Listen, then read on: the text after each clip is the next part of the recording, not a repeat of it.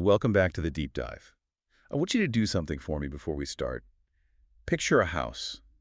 Not just any house. Imagine an old, sprawling house at night. You're sitting on the front porch. It's dark out, maybe a little foggy. You can see the streetlights, the neighbors' cars, the wind moving the trees. Yeah. You feel like you're the master of this domain, right? You're the one watching the world go by. It's a comfortable position. You feel in control. You see the world. You interpret it. You judge it. Exactly. But here's the twist.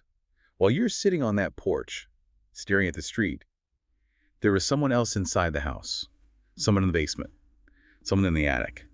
And they are the ones actually keeping the furnace running, the lights on, and the foundation from cracking. You on the porch. You're just the greeter. That is a perfect, if slightly unsettling way to set the stage. Because today, we aren't just talking about a house. We are talking about the architecture of, well, you. We're looking at the structural engineering of human consciousness, and we're doing it through a very specific lens. We are cracking open the archives to session 119 of the early sessions, book 3 of the Seth material. This is such a pivotal session. It connects psychology, biology, and metaphysics in a way that is just incredibly practical. It really is. The date of record is January 6, 1965. So we are back in the living room with Jane Roberts, the author and medium, and her husband, Robert Butts, who is, furiously scribbling notes as the scribe. It's 9 p.m. on a Wednesday night. And before we go any further, I think we need to state clearly for everyone listening, this deep dive is distributed free of charge on all major platforms for educational purposes. We are here to explore, to question, and to analyze this material. We aren't here to tell you what to believe, but to really look at the data provided in the session. Right, we're impartial observers here. But the mission for this specific deep dive is pretty personal. We are going to unpack Seth's breakdown of the inner ego versus the outer ego. We're going to find out why you might not be the captain of your soul you think you are. And we're going to look at the shadows and the subconscious. Which, spoiler alert, is not a dungeon full of demons. No, it's actually much more interesting and much more crowded than a dungeon. So let's get into the vibe of 1965. Jane Roberts is sitting in her wicker chair. She's smoking a cigarette. She's trying to relax. But there is a specific tension in the air tonight.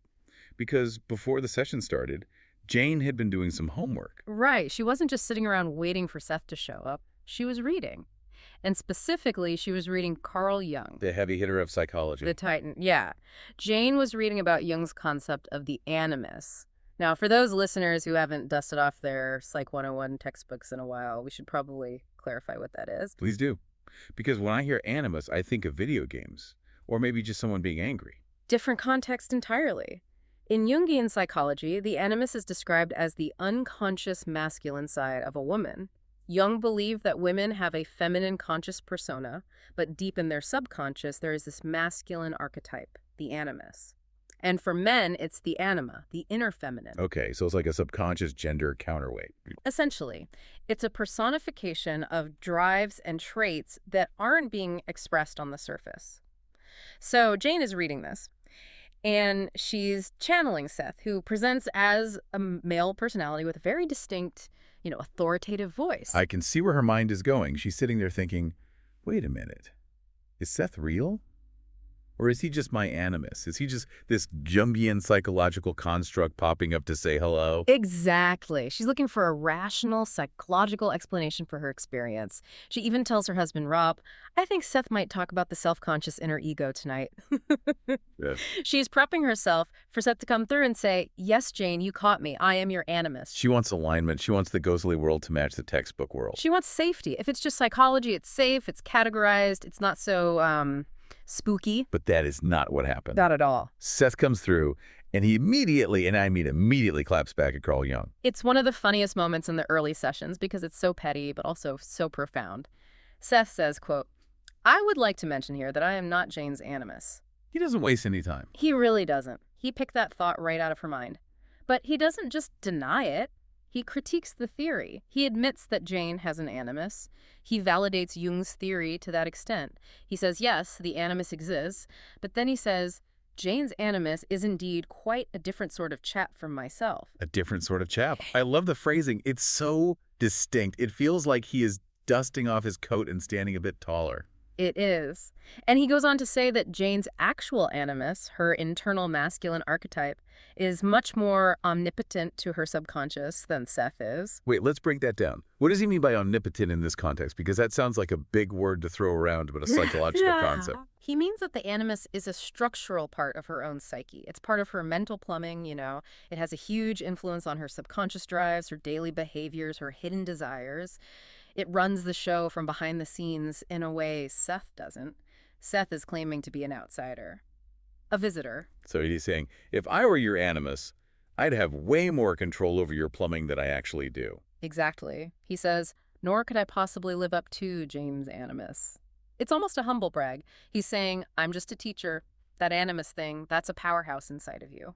Why does he make such a big deal out of this distinction? Why not just let her believe what she wants? It seems like it would be easier to just nod and say, sure, I'm the animus. Because if he lets her believe he's just the animus, then the information he delivers becomes suspect. It becomes just a reflection of her own internal state. By distancing himself, he's establishing sovereignty. He's saying, I am a separate consciousness observing you, not a fragment of you observing yourself. That is a crucial distinction for everything that follows. Yeah. If he's just a fragment, we're analyzing Jane's diary. Yeah. If he's a separate consciousness, we're getting a report from another dimension. Precisely. And once he clears that up, once he tells Jung to take a seat in the back row, he pivots to the real meat of the session. He wants to talk about the boss in the basement. The inner ego. The inner ego. Now, this is where the terminology gets a little dense, so we need to go slow. Most of us walk around saying, I went to the store. I feel happy. I am hungry.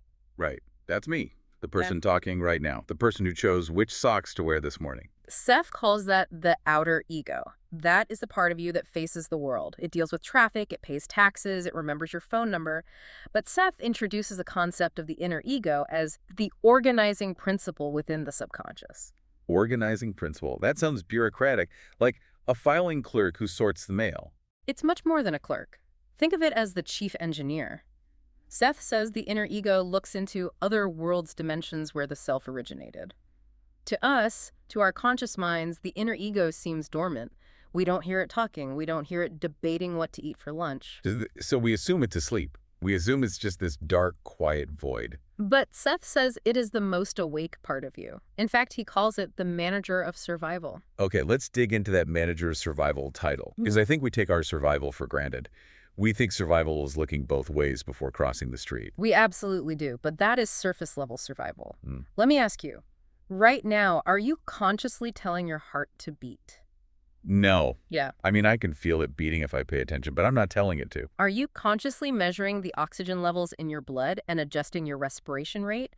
Are you commanding your white blood cells to attack a specific bacteria entering your nostril? Are you telling your hair follicles to grow? Definitely not. If I had to do that, I'd be dead in 30 seconds. I'd get distracted by a billboard or a song on the radio and forget to pump blood. Oh no, I forgot the left ventricle. Exactly. The outer ego, the you identify with, is completely incompetent when it comes to biological survival. It is focused on the external world. It is designed to navigate the environment, not the organism. But someone has to be minding the store. Someone has to be pulling those levers. And that's the inner ego. That is the inner ego. Seth says it directs the physical body from within. It controls the intimate survival mechanisms. It is the intelligence that keeps the physical form coherent. Without it, you would just be a pile of chemicals. So going back to the house analogy, the outer ego is on the porch, waving at neighbors, checking the mailbox, maybe complaining about the weather. The inner ego is in the basement, checking the boiler pressure, fusing the electrical wires, and making sure the foundation doesn't rot. And the outer ego has the audacity to think it's the one running the house. That's terrifyingly accurate. It's like the CEO taking credit for the code the developers wrote. But there's a health implication here too, right? Seth mentions that this relationship matters when we get sick. It's vital. Seth notes that when health fails, it is often because the communication between the outer and inner ego has broken down. Or, more specifically, if you want to heal, you cannot just use your conscious mind, your willpower. You have to communicate with the inner ego. Because the inner ego is the one with the wrench. Right. You can't fix the boiler by shouting at it from the front porch. You have to go downstairs and talk to the engineer. You have to align your conscious intent with this subconscious organizing principle. That shifts the whole paradigm of mind-body connection. It's not just positive thinking, it's a management meaning. It's internal diplomacy. It's a chain of command. And this brings us to the core conflict of the human condition, according to Seth. The jealousy. The jealous outer ego. This part of the session really struck me because it feels so human. Seth describes the outer ego as being insecure. It is deeply insecure. Why? It gets to be the face of the operation. It gets to drive the car and eat the pizza. Why is it jealous? Because it knows deep down that it is not in control. Seth says, the outer ego does not want to admit the existence of the inner ego. It wants to be the whole show. It wants to believe that I am the only thing that exists. It wants to believe it is omnipotent. But it can't escape the evidence that it's not. No. Seth points out something very simple. The outer ego doesn't even know how its own hands move. Look at your hand. Wiggle your fingers. Okay, I'm wiggling them. I'm making a fist. How are you doing that? Explain the mechanism. Explain the nerve impulses. I just intend for them to move, and they move. It just happens. Exactly. The mechanism is hidden from you. You are the user, not the programmer. And that lack of knowledge drives the outer ego crazy. It causes anxiety. Because if I don't know how I'm moving my hand, what else don't I know? It's the anxiety of the imposter. The outer ego is sitting in the CEO's chair, realizing it doesn't know how the product is made, and it's terrified the board of directors is going to find out. And instead of accepting help, it tries to suppress the inner ego.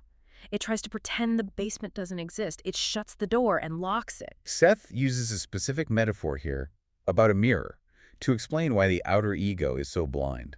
As the eye cannot see its own pupil without a mirror. That is profound. It's a structural limitation. The outer ego is designed to look out. It is a reflector. Its job is to deal with physical camouflage, gravity, time, space, social interaction. It is structurally incapable of looking in without a reflection. And this leads to the biggest aha moment of the entire session for me, the chill factor. If the outer ego needs a mirror to see the inner self, what is the mirror? The physical world. Let that sink in for a second, the physical world. Seth argues that the self creates matter subconsciously. We project our inner reality outward into physical objects, situations, and environments. So the tree I'm looking at, the traffic jam I'm stuck in, the messy living room, even the person cutting me off in traffic. Those are outterializations of your inner state. You are walking through a gallery of your own subconscious art. So when the outer ego looks at the world, it thinks it's seeing objective reality. It thinks it's seeing stuff that has nothing to do with it. But in reality, it is staring at the face of the inner ego. It is seeing its own pupil in the mirror of the world. That is partially beautiful and partially a nightmare. Why a nightmare? Because it means I can't blame the world anymore. If the world is a mirror and I don't like what I see, I can't just yell at the mirror. I have to change the person standing in front of it. That is the ultimate responsibility. Seth says the outer ego cannot escape from this inner self. You are surrounded by yourself. Every direction you look, you are seeing evidence of your own internal architecture. Talk about claustrophobia. But I guess it's also empowering. If I created the painting, I can paint something else. Exactly. But the outer ego often refuses to accept this. It prefers to believe that the world is random and happening to it, because that absolves it of the responsibility of communicating with the inner ego. It prefers to be a victim of circumstance rather than a creator of circumstance, because being a creator requires admitting that the circumstance came from the basement. So we have the captain on the porch, terrified of the engineer in the basement, staring at a world that is actually a projection of the house, but pretending it's not. That is a concise summary of the human condition, yes. But the house is even more crowded than that. We haven't even talked about the guests in the spare bedrooms. The shadows. Let's talk about the subconscious, because, frankly, I grew up thinking the subconscious was where you kept your trauma. It's the dark dam cellar where you throw the memories you don't want to deal with. The Freudian cellar. Right. Don't open the door or the monsters will get out. Seth takes a hammer to that idea. He specifically argues against the concept that the subconscious is a cellar piled high with explosives. Thank goodness. I don't need any more explosives in my life. Instead, he says, the subconscious contains a collection of diverse, varied, and vital personalities. Personalities. Plural. Like people. Like potential selves. Seth describes the birth of the individual personality, your birth, as a selection process. Imagine a casting call or a talent show in the womb. Okay, I'm picturing it. A row of potential me's standing on a stage. One is a painter, one is a soldier, one is a mathematician. The inner ego, the engineer, looks at this group of potential personalities. It evaluates them. It asks, we are going into the physical world mid-20th century or 21st century. Who has the best skills to survive? Who is tough enough? Who is smart enough? Who can handle the camouflage? It's a survival audit. And one personality steps forward and says, I can handle it. I can handle the taxes and the heartbreak and the gravity. And that one gets the job. That one becomes the outer ego. That one becomes you. But here is the kicker. What happens to the others, the ones who didn't get the job? They don't just die. They don't just dissolve into the ether. No. Seth calls them, and I use this term with affection, the losers. But not losers in the sense of failure.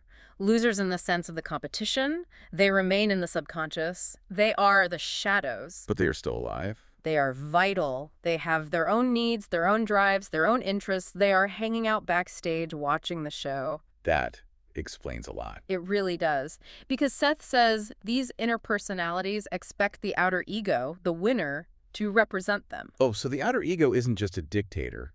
It's a representative. It's an ambassador. You are the spokesperson for the entire crowd inside of you. What happens if the ambassador stops listening to the constituents?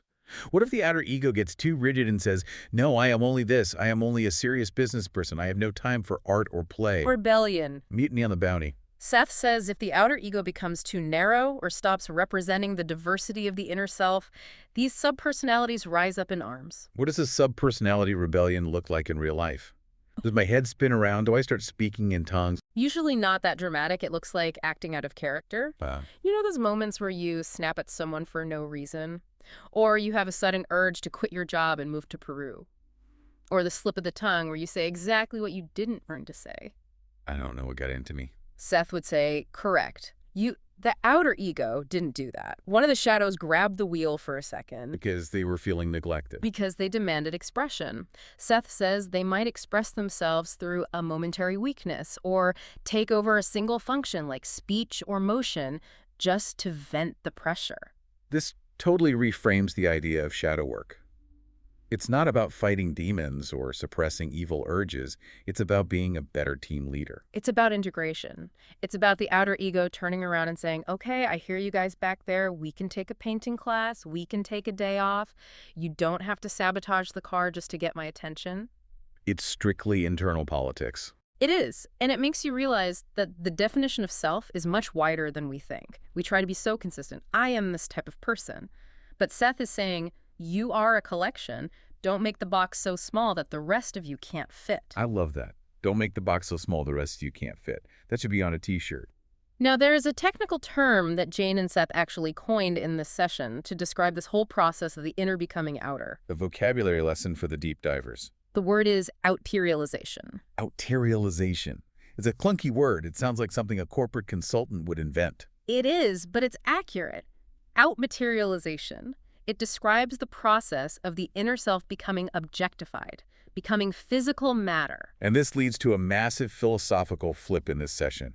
Usually, science tells us, first there was matter, brains, and then matter got complex enough to create mind or consciousness. Right. The brain secretes consciousness like the liver secretes bile. That's the materialist view. Seth flips this. Completely. He says consciousness sprang from the subconscious. The inner ego was always the center. The subconscious existed first. So the deep self was there, floating in some other dimension, and it decided to create a physical interface. Yes. As the self became more interested in objectivity, in playing the game of physical matter, it needed a specialized tool to deal with it. So it formed the consciousness. It outterialized a part of itself to be the probe. So we are the Mars rover. Yes. And the subconscious is NASA back at mission control. And the rover, the outer ego, is driving around thinking it invented Mars. That puts the ego in its place. It really does. Seth suggests the reality is the subconscious has you. You don't have a subconscious. It has you. That is the bumper sticker for this episode. The subconscious has you. You are the manipulator of physical matter, chosen by the deep self because you were good at it. But you are just the tip of the iceberg. Speaking of outterialization and turning energy into matter, we have to talk about what was physically happening to Jane during all this. Because this wasn't just an intellectual exercise for her. It was physical. It's fascinating to track the physiology of channeling. Jane isn't just sitting there having a daydream. The notes say she was sliding down the wicker chair. Right. She started upright, ladylike. But by the middle of the session, she's almost prone, lying down with her feet propped up on the heat register. That is such a specific domestic detail. Her feet on the heater. It grounds the whole spooky experience in reality. But notice why. She mentioned she feels resistance to the dissociated state. Sliding down, getting horizontal, seems to help her bypass the outer ego's resistance. It's physically submitting to the process. And her voice changes. She noted that her voice felt like it was issuing from a point a foot in front of her mouth. That's weird. Not from her throat. From the air in front of her. It's another example of outterialization. The energy is projecting outward. It's becoming objectified voice, detached from the physical cords.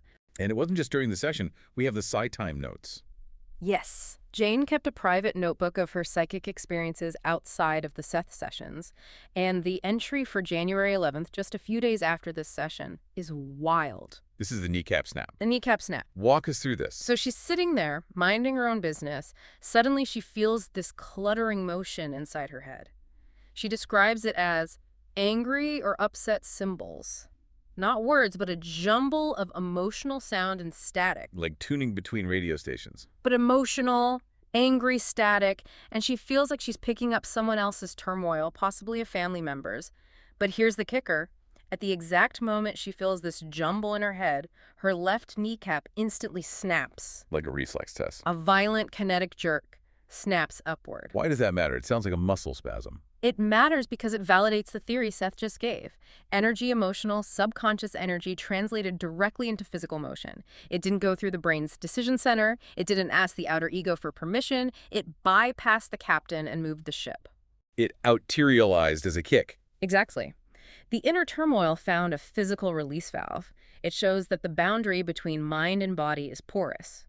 The inner ego can pull the strings of the puppet whenever it needs to release pressure. It makes you wonder how many of our twitches or aches and pains are just vented energy. According to Seth, all of them. So, bringing it all back together, we've got the inner ego running the biological machine in the basement. We've got the outer ego on the front porch getting jealous and anxious because it's not in charge. We've got a subconscious full of loser personalities who are actually just the backup crew waiting for their moment. And we have the world itself acting as a mirror. It is a complete ecosystem of the self. It really makes you rethink the phrase, get over yourself. It really does. Which self are we talking about? Exactly. Maybe we should say, get over your outer ego and listen to the rest of the team. That would be sound advice. So what does this all mean for the learner listening right now? If I'm driving to work or washing dishes, how do I apply this? I think the biggest takeaway is to relax the grip of the outer ego. Stop trying to micromanage the universe. Stop trying to micromanage your own being. Acknowledge that there is an organizing principle within you, the inner ego, that knows how to keep you alive, that knows how to heal you, and that guided you into this physical life. Trust the engineer. Trust the engineer. The captain doesn't need to know how the boiler works. He just needs to trust that the engineer is on the job. If you can develop a relationship of trust between the conscious I and the deep self, a lot of anxiety evaporates. You stop worrying about how everything will happen and trust that the organization is there. And maybe stop fighting the shadows. Correct. If you find yourself acting out of character, don't shame yourself. Don't beat yourself up. Ask, who is that? Which part of me is feeling neglected? Does the artist need a turn? Does the adventurer need a turn? Treat the internal team with respect. And remember the mirror. When the world outside annoys you or scares you, remember you are looking at a reflection. If you want to change the reflection, you have to change the image you are projecting from the inside. That is the ultimate responsibility. It is. Seth leaves us with one final provocative thought in this session. And it's about the biggest mystery of all, death. Yes. He touches on it briefly but powerfully. He says, quote, "At death on your plane, the ego merely changes the focus of its awareness." Merely changes the focus. That sounds so casual. If the outer ego is just a focus, just a camera lens pointed at the physical world, then death isn't the destruction of the camera, it's just turning the lens. The engineer is still there. The shadows are still there. The entity is still there. You just stop looking at the front porch view, you turn around and go back inside the house. And see who else is home. Exactly. I love that. It makes the whole thing feel less like an ending and more like a scene change. Which fits perfectly with the idea of the deep dive. We are just shifting focus for a while. Well, on that note, we are going to wrap up this session. But the conversation definitely doesn't end here. It never does. We want to give a huge credit to the Seth material and the publisher, New Awareness Network, for preserving these sessions. This stuff was coming through in a living room in 1965, and it feels more relevant today, maybe even more necessary than ever. Absolutely. And look, we've covered a lot, but this is just a summary. If this piqued your interest, if your inner ego is nudging you right now, you need to go to the source. Yes, don't just take our word for it. Go study the Seth material books directly. Read the raw transcripts. You can find them at the New Awareness Network website and bookstore at sethcenter.com/early sessions. Read the sessions. See the raw data. It's a trip worth taking. And remember, this deep dive is distributed free of charge for educational purposes. We just want you to know what you're made of. Literally and figuratively. So, until next time, don't let your outer ego get too jealous of the genius in the basement. And maybe buy the engineer a drink once in a while. Good advice. Thanks for listening.